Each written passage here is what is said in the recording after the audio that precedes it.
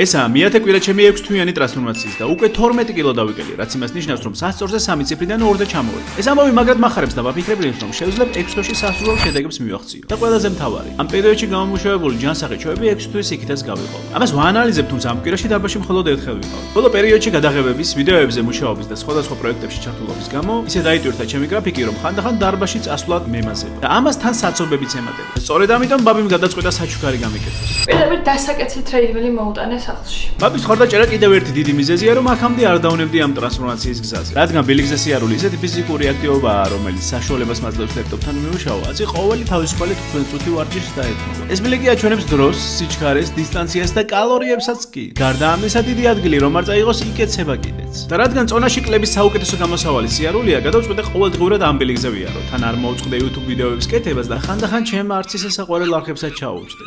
ტელევიზორის წინ კალორიების დაწვის გარდა ვარჯიშების მხრივაც მაქვს პროგრესი. ბოლო 2 კვირა ძელზე აზიდვა დავიწყე და ეგ კი არა მიყოლებით რამდენიმესაც ვაკეთებ, რაც აქამდე არასდროს გამომდიოდა.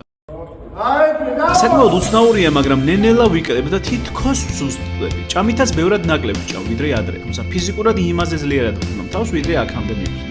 დღევანდელი მონაცემებით 106-დან უკვე 94 კილო ვარ. ვნახოთ რამდენად მალე შევძლებ სასწორზე წინ ცხრიანის ლასვლა გვიანის დანახვას.